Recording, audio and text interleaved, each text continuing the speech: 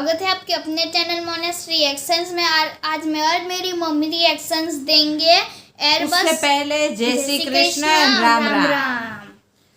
Airbus C295 Tata aircraft transport aircraft turbo prop engine AN32 Khan sir new video. हाँ, तो ये Khan sir का नया वीडियो है फ्रेंड्स, और उस पर आज हम रिएक्ट करेंगे। तो उससे भी पहले ओरिजिनल वीडियो का लिंक हम डिस्क्रिप्शन में दे देंगे फ्रेंड। आप जरूर ओरिजिनल चैनल को देखें और सब्सक्राइब जरूर करें। हमारा भी चैनल देखें और सब्सक्राइब जरूर करें। तो आइए पहले देख लेते हैं वीडियो, वो भी खान सर की, उसके बाद हम बात करते हैं। ये एकदम नया ही वीडियो है फ्रेंड्स। So 3, 2, 1 start. जय हिंद। एयरबस जो कंपनी है दुनिया में बड़े बड़े जहाजों को बनाती है। एयरबस A380 ये 4 इंजन का बहुत बड़ा एयरक्राफ्ट है। इस कंपनी ने भारत के टाटा के साथ समझौता किया है अपने एक मल्टी रोल जहाज के लिए, जिसका नाम है एयरबस C295। एयरबस C295 ये मिडिल क्लास का एक टर्बो प्रेप इंजन है। ये इंजन वाला एयरक्राफ्ट है, ये कई काम आएगा। इसको एक एक करके हम समझते हैं ये किस काम में आ सकता है। ये छोटे साइज का होता है, 71 सैनिकों को ये अपने साथ लेकर जा सकता है, और ये कहीं पे भी उन्हें ड्रॉप कर सकता है क्योंकि उसके पीछे रैंप लगा हुआ है। ये रैंप की सबसे बड़ी खासियत होती है कि अगर इसे जल्दी में जाना है, इसके ऊपर अटैक का डर है, तो ये रैंप गिरा के चलते रहता है, और फौजी इसमें से कूदते रहते हैं, कूद जाते हैं सब, और ये बिना रुके फिर टेक ऑफ करके भाग जाता है। ये रैंप का काफी फायदा होता है क्योंकि उतरने के लिए काफी जगह होता है। अगर सीढ़ी लगा के उतारिएगा जैसे आम आदमी उतरता है तो फौजी नहीं उतर पाएंगे। साथ ही इसके रैंप से फायदा ये होता है कि एयर ड्रॉप करने में पैराशूट से किसी भी फौजी को, पैरा कमांडो को ड्रॉप कराने के लिए पीछे रैंप का जरूरी है। रैंप ज्यादा जगह प्रोवाइड करेगा, एक साथ कई फौजी कूद सकते हैं, हवा में अंदर कूद सकते हैं। ये कई काम को कर सकता है। ये महज 700 मीटर के रनवे पे उतर सकता है, और इतने छोटे रनवे पे उतरने के बाद इजीली रुक सकता है, और छोटे रनवे पर टेक ऑफ भी कर लेता है। यही नहीं, विदाउट रनवे का ये खेत में भी उतर सकता है, बस जमीन बराबर रहना चाहिए, और वहां से फिर टेक ऑफ भी कर लेगा। ऐसा नहीं है कि रुक जाएगा तो फिर जाएगा कैसे, टेक ऑफ कर सकता है। ये कई सारे कामों में आ सकता है, इसके कई काम होते हैं। इसके लिए ये भारत सरकार ने अपने नेशनल हाईवे पर 28 ऐसे लोकेशन को सेलेक्ट किया है जहां पर ये उतर सकता है। तो नेशनल हाईवे पे ये ट्रांसपोर्ट, अब बहुत बड़े ट्रांसपोर्ट एयरक्राफ्ट भी नेशनल हाईवे पे नहीं उतर सकते, मीडियम क्लास का ही उतरेगा। तो इसे उतारा जा सकता है, इसे ट्राई भी किया जा सकता है कई एयरक्राफ्ट पे। अब जैसे जो भी हाईवे बने हैं उस पर क्या किया गया, एक एयर स्ट्रिप बना दी गई। जैसे यहाँ पर देखेंगे ये एक एयर स्ट्रिप बनी हुई है, यहाँ पे जहाज लैंड कर जाएगा, लेकिन ट्रैफिक को रोकने की कोई जरूरत नहीं पड़ेगी। यहाँ पे क्या होगा, एक बाईपास साइड से सड़क दिया जाएगा, यहाँ से ट्रैफिक को इस साइड से निकाल दिया जाएगा, यहाँ की ट्रैफिक को इस साइड से निकाल दिया जाएगा, और ये जो बीच का एरिया है ये रिजर्व कर दिया जाएगा इमरजेंसी की स्थिति में किसी भी एयरक्राफ्ट की लैंडिंग के लिए। तो यहाँ ब्लॉक कर दिया जाएगा, इस एरिया में कोई नहीं आए, और यहाँ ब्लॉक कर दिया जाएगा। ये हो गया हमारा चलता फिरता एक तो एयरपोर्ट हो गया, रेडी है एयरपोर्ट। और उस दौरान ट्रैफिक को इस रास्ते से हम लोग को क्या करना है, मूव कराना है, और इधर की ट्रैफिक को इस रास्ते से हम लोग को मूव कराना है। एयरबस C295 जो एयरक्राफ्ट है, ये एयरक्राफ्ट बहुत ही लो स्पीड से उड़ता है। धीमे स्पीड से उड़ने के कारण इसमें से पैरा ड्रॉप कराना काफी इजी होता है। बहुत तेज जहाज उड़ेगी, पैरा ड्रॉप कराएंगे तो लोकेशन अलग हो जाएगी, जहां ड्रॉप कराना चाहिए वहां नहीं ड्रॉप कर पाएगा। दूसरा, ये बहुत ही कम हाइट पर उड़ता है। कम हाइट पर उड़ने से तो एक और फायदा होता है, ड्रॉप कराने में इजी होता है। अगर पैरा ड्रॉपर बहुत ज्यादा हाइट से कूदेंगे तो फिर उनको गलत जगह ड्रॉप करने की संभावना ज्यादा बढ़ जाती है। कम ऊंचाई से कूदेंगे तो एक्यूरेट जगह कूदने की संभावना बढ़ जाती है। साथ ही कम हाइट पे होने की वजह से दुश्मन के जो रडार हैं वो उन दुश्मनों के रडारों से भी यह बच सकता है। दुश्मन के रडार नहीं पकड़ पाएंगे। इसमें टर्बो जेट इंजन, जो इतने बड़े बड़े इंजन होते हैं कमर्शियल एयरक्राफ्ट में, वो ना लगाकर इसमें फैन लगाया गया है। टर्बो प्रॉप बोलते हैं, इसका पंखी बाहर दिखता है, टर्बो प्रॉप।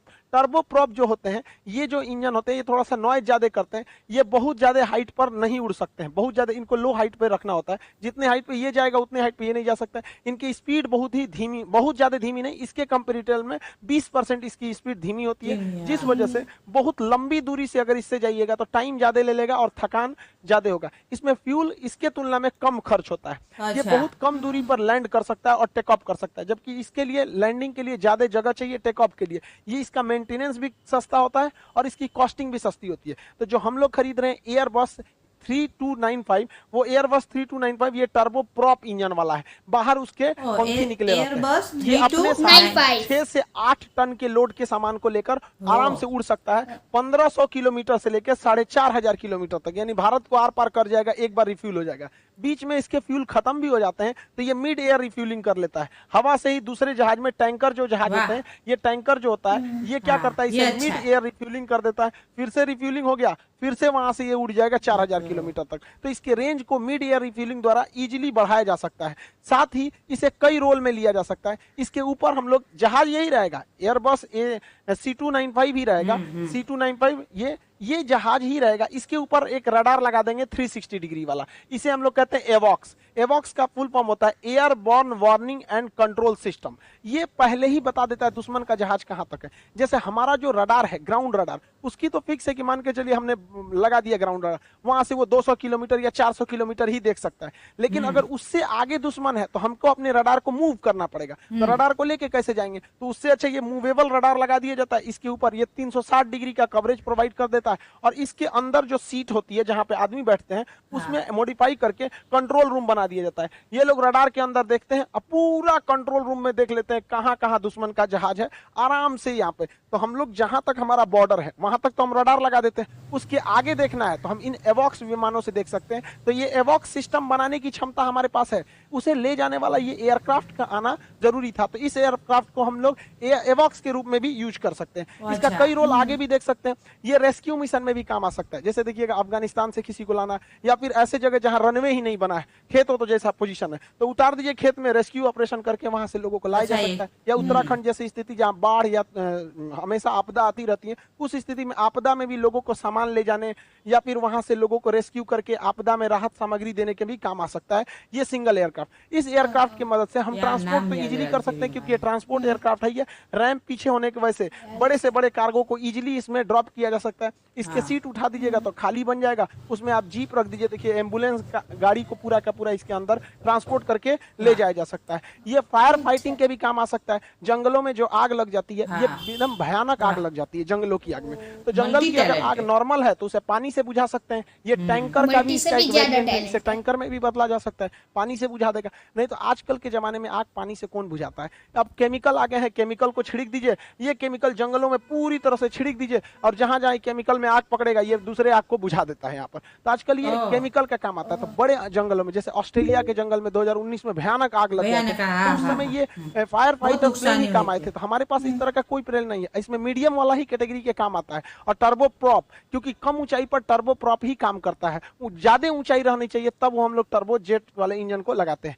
ये खुद इसको हम मॉडिफाई करके, जहां पानी भरे थे फायर फाइटिंग के लिए, अगर वहां हम फ्यूल भर देते हैं तो ये हवा में दूसरे जहाजों को ईंधन दे सकता है। मिड एयर रिफ्यूलिंग के लिए टैंकर का काम कर सकता है। ये हेलीकॉप्टर भी इससे आके अपनी फ्यूल भर सकते हैं। जो दुश्मन फाइटर एयरक्राफ्ट है, लड़ाई कर रहे हैं, वापस लड़ के बेस पर आएंगे फ्यूल भरने के लिए, तो फिर जाएंगे तो पायलट भी थक जाएगा। उससे अच्छा तुम लड़ते रहो, फ्यूल खत्म हो गया, आओ हम तुमको भर देते हैं। तो पीछे से ये फाइटर को भी भर सकता है, एक साथ दो को भर देता है। और अपनी कैटेगरी का, जैसे देखिए ये खुद ही C295 है अपनी कैटेगरी का, और खुदे ले रहा है फ्यूल किससे, C295 से, अपने से। तो ये अपने पटीदार को भी क्या कर देता है, दे देता है कि ले भैया, क्योंकि ये जो है टैंकर है, इसमें सीट उट नहीं है, फ्यूल वाला है, और ये है ये किसी भी काम में ले आ सकता है। तो आप देखिए मल्टीपर्पज के काम में आया जा सकता है। इसका नेवल वेरिएंट भी है। नेवल वेरिएंट में आप देखेंगे ये टारपीडो लॉन्च कर सकता है। ये टारपीडो समुद्र के अंदर चल रही पनडुब्बियों को ब्लास्ट कर सकती है, हिट कर सकती है। साथ ही कोई शिप अगर ऊपर में है तो ये मिसाइल को भी अपने डायनेम से, विंग से मिसाइल को भी मार के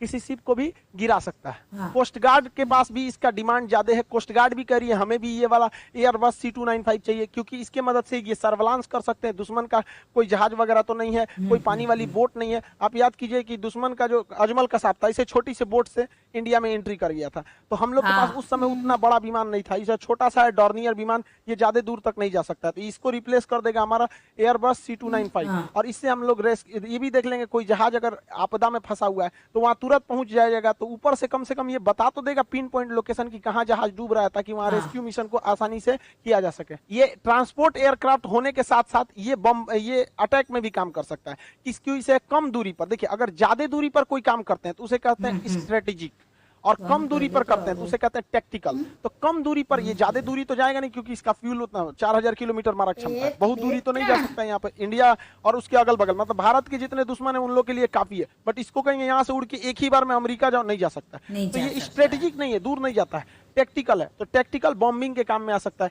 इसमें फ्यूल जहां से ये पानी गिरा रहा था, फायर फाइटिंग कर रहा था, वहां पे कारपेट बॉम्बिंग कर सकता है, टैक्टिकल बॉम्बिंग के काम में आ सकता है। साथ ही ये गनशिप में काम कर सकता है। गनशिप क्या होती है, किसी हवाई जहाज में तोप सेट कर दीजिए, देखिए यहाँ पर तोप लगा दिया गया है, कई ठो यहाँ पर तोप, मशीन गन तोप दोनों ओर से क्या किया जाता है, लगा दिया जाता है। और ये क्या है कि टर्बो प्रॉप है, टर्बो प्रॉप होने की वजह से ये बहुत कम ऊंचाई पर उड़ सकते हैं। अब ऊंचाई पर दुश्मन के ज्यादा काम नहीं आता है। मान के चलिए 2 किलोमीटर ऊंचाई पर दुश्मन का सारा हथियार गया, 2 किलोमीटर ऊंचाई पर कोई नहीं मार सकता है, क्योंकि एक तो दुश्मन के हथियार को जाने के लिए ग्रेविटी का सामना करना पड़े, और ये मारेगा तो ऑटोमेटिक नीचे आ जाता है। तो ये गनशिप का भी काम कर सकता है, साथ ही टैक्टिकल बॉम्बर का भी काम लिया जा सकता है। इसे एयरबस कंपनी और टाटा की कंपनी मिलकर बनाएगी। इस पर सरकार की कैबिनेट कमेटी ऑन सिक्योरिटी ने मंजूरी दे दिया है। 56 एयरक्राफ्ट जो है ये खरीदे जाएंगे। एयरबस नाम होगा उसका, एयरबस C295। ये एयरक्राफ्ट 56 की संख्या में खरीदे जाएंगे, लेकिन इस 56 में से 16 एयरक्राफ्ट एयरबस का जो स्पेन में फैक्ट्री है, तो स्पेन के फैक्ट्री में 4 सालों में डायरेक्ट वहां रेडी आएंगे और वहीं से उड़ कर आएंगे, जैसे राफेल आ रहा है। लेकिन बाकी बचे 40 जो है वो इंडिया में टाटा कंपनी बनाएगी। अब इसके लिए टाटा कंपनी जो है वो समझौता किया एयरबस से। इसमें टाटा का शेयर ज्यादा रहेगा, एयरबस का कम रहेगा। इससे भारत में इसके कारखाने लगेंगे। जब भारत में कारखाने लगेंगे तो यहाँ के इंजीनियरों को भी जहाज की टेक्नोलॉजी पता चलेगी। यहाँ के अलग अलग सप्लायर को ये पता चलेगा कि जहाज बनाने में बहुत सारी चीजों को लगता है। पेंट तो इंडिया की कंपनी बना सकती है, इसमें जो स्टील, एल्युमिनियम ये सब लगते हैं वो यहीं से लिया जा सकता है। तो धीरे धीरे कारखाने लगेंगे तो टेक्नोलॉजी आएगी। एक ही बार जहाज नहीं बनता, एक फ्यूजलार्ज बनेगा, इसका बीच का हिस्सा, फिर इसके विंग्स बनेंगे, अलग अलग यूनिट्स में इसके बनाए जाते हैं। जब ये विंग्स बन जाएंगे तो इन्हें क्या किया जाता है, असेंबली लाइन में लाया जाता है। एक बार जब ये असेंबली हो जाती है, चेक हो जाता है, तो इसका एक प्रोडक्शन लाइन बना दिया जाता है। देखिए 1 2 3 4 एक साथ, एक इस साइड में 4 बन रहा है, 4 उस साइड बनेगा, तो इसे कहते हैं प्रोडक्शन लाइन होता है। तो धीरे धीरे आने वाले 10 साल में भारत में इकोसिस्टम बनेगा, एक बहुत बड़ा प्रोडक्शन लाइन बनेगा। ये एयरबस जो है C295 ये एक जहाज नहीं, ये एक क्रांति लाएगा हमारे यहाँ एयरक्राफ्ट के क्षेत्र में, क्योंकि ये मिडिल कैटेगरी का है और इसे कई मल्टी टास्क किए जा सकते हैं। जहाज एक ही रहेगा, उससे कई काम को लिया जा सकता है। जैसे हम लोग कैसे खाने में चना, उससे आप हलवा बना सकते हैं, उससे भूजा बना सकते हैं, पीस के उसका सतुआ बना सकते हैं, पीस के पानी पी सकते हैं, उसको ऐसे भिगा के सुबह में खा सकते हैं, उसको नमक वमक छिड़क के खा सकते हैं, उसका नमकीन बना सकते हैं, कई काम कर सकते हैं सोचना उससे। उसी तरह ये भी है, समझिए इसके कई काम किया जा सकता है और ये इतना बेहतरीन है। तो आप कहेंगे कि टाटा कंपनी जब इससे समझौता हुआ है, भारत सरकार की जो कैबिनेट कमेटी ऑन सिक्योरिटी है उसने केवल 56 एयरक्राफ्ट क्यों खरीदे हैं? बात समझिए ध्यान से। इन 56 को खरीदने में 20,000 करोड़ का खर्च आया, लेकिन जब टाटा कंपनी इसे बनाएगी तो इसे टाटा कंपनी 10 सालों के अंदर सीख लेगी। और जब टाटा कंपनी इसे बनाएगी तो टाटा कंपनी का समझौता के हिसाब से ये आप इंडिया में ही ऐसे 150 एयरक्राफ्ट बनाएगी। अब समझिए 150 का जो खर्च आएगा वो 40 करोड़ आएगा, 40,000 करोड़। और यहाँ पर 56 का ही खर्च कितना है? 20,000। यानी खर्च को दुगुना कीजिए और जहाज आपको 3 गुना मिलेगा। तो इंडिया में बनने से ये फायदा है। दूसरा, इंडिया में रोजगार मिलेगा, इंडिया की करेंसी को मिलेगा, टाटा कंपनी आगे बढ़ेगी और यहीं से हम छोटे देशों को भी एक्सपोर्ट कर सकते हैं। क्योंकि अगर कोई डायरेक्ट एयरबस से खरीदेगा तो उसको थोड़ा महंगा पड़ेगा, इंडिया से खरीदेगा तो उसको सस्ता पड़ेगा। तो हमारे यहाँ एक बहुत बड़ा इकोसिस्टम बनने जा रहा है और ट्रांसपोर्ट एयरक्राफ्ट बहुत जरूरी होते हैं। केवल फाइटर एयरक्राफ्ट ही नहीं होते हैं। अमेरिका ने दुनिया में जितनी लड़ाइयां लड़ी हैं, अमेरिकी एयरफोर्स का रीढ़ कहा जाता है F-16 फाइटर को, और उसका जो ट्रांसपोर्टेशन का काम होता है, जो पहुंचाने का काम, वो C-130 जे सुपर हरकुलियस जहाज होता है। ये भी टर्बो प्रॉप है, बट इसमें 4 इंजन है। हम लोग जो खरीदे उसमें 2 इंजन है। तो ये दोनों जहाज अमेरिकी एयरफोर्स के रीढ़ है। भारतीय एयरफोर्स के रीढ़ सुखोई 30 जो जहाज है, ये फाइटर स्ट्राइकर में आ जाते हैं सब। अब इसका जो ट्रांसपोर्ट में जो मेन किरदार निभाएगा वो एयरबस C295 करेगा। तो ये दोनों भारत की रीढ़ होगा, ये अमेरिका के रीढ़ होगा। तो आप समझे कि ये एक जहाज दिखने में ही जहाज दिख रहा है, इसे कई तरह का मॉडिफिकेशन किया जा सकता है। एयरबस को भी नहीं पता होगा कि भारत वालों का चाल कितना आगे तक है। हम एक जहाज खरीदेंगे, उसका मेकअप वोकअप करके मॉडिफाई करके 75 ठो काम लेंगे उससे। आप क्या सोचते हैं, ये जरूरी था कि नहीं? भारत के लिए काफी लंबे समय से ये डील अटका हुआ था। ये भारतीय वायुसेना के लिए गेम चेंजर साबित होगा।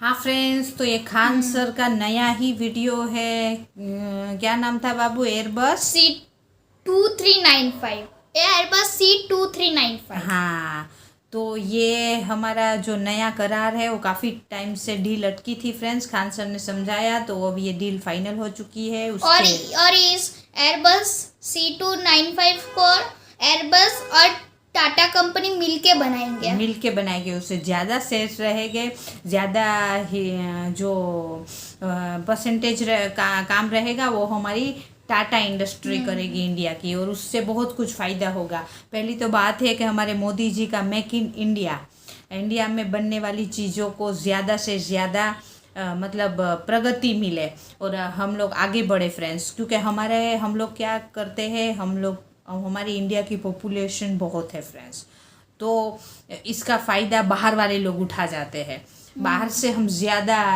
मंगाते हैं। उससे अच्छा है कि हम मोदी जी का जो मेक इन इंडिया, इंडिया में ही सब कुछ हमारी जो चीज़ें बने, उससे हमारी करेंसी स्ट्रॉन्ग बनेगी फ्रेंड्स, और हमारे इंडिया में रोज़गार बढ़ेगा।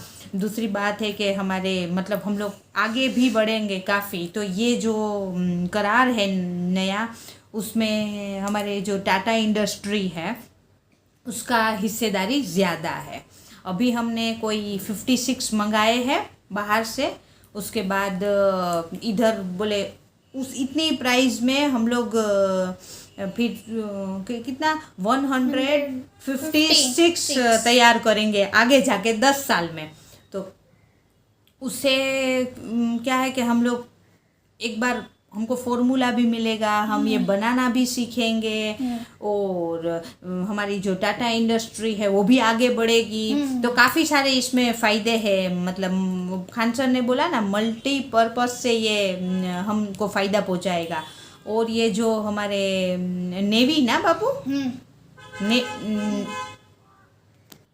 और कहीं रेस्क्यू वगैरह भी कराना है तो भी ये बहुत काम आएगा। दूसरी बात एक उसकी अच्छी लगी फ्रेंड्स कि ये हवा में ही फ्लाई करते करते, उड़ते उड़ते ही ये एक को ईंधन दे सकता है। ये फ्लाइट जो ये हमारे एयरक्राफ्ट है और दूसरे को ईंधन फ्यूल दे सकता है। तो वो हमको बहुत अच्छा काम इसका लगा फ्रेंड्स। और ये काफ़ी इसमें एक रैंप रहेगा जिससे चलता रहेगा, और हमारे फौजी अगर ऐसी कोई स्थिति आए तो वो चलता रहेगा और हमारे फौजी नीचे इसमें से उतर सकते हैं।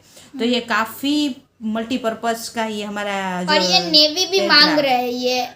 हाँ फ्रेंड्स, तो ये काफ़ी हम लोगों के लिए अच्छा है, और हमारी काफ़ी आर्मी को भी ये ताकत देगा ये। और भी बहुत कुछ देश में, जैसे हम लोगों को बताया गया कहीं अगर रेस्क्यू करना है, कोई ऐसी आपदा वगैरह आई, तो ये खेत में भी उतर सकता है, खेत में भी ये लैंड कर सकता है, और ये हाईवे पर भी लैंड कर सकता है। और हम 2 दिन पहले ही हम लोग न्यूज़ में देखे थे फ्रेंड कि हमारे यहाँ ऐसे हाईवे भी तैयार है कि ये आराम से लैंड कर सकता है। तो ये बहुत बहुत ज़रूरी था फ्रेंड्स, और ये डील हो गई है, बहुत अच्छा है, बहुत फ़ायदा कारक की ये डील है फ्रेंड्स। और ये वीडियो काफ़ी अच्छी थी, काफ़ी नॉलेजेबल वीडियो थी फ्रेंड्स, और खान सर की नई वीडियो है फ्रेंड्स। तो आपको हमारा रिएक्शन अच्छा लगा हो तो लाइक करना। आपको कोई रिएक्शन कमेंट और कमेंट्स कर सकते हो। और ओरिजिनल वीडियो का लिंक हम डिस्क्रिप्शन में दे देंगे, आप जरूर सब्सक्राइब करें फ्रेंड। और अब मिलते हैं नेक्स्ट रिएक्शन में। बाय बाय, जय हिंद, वंदे मातरम, बाय बाय।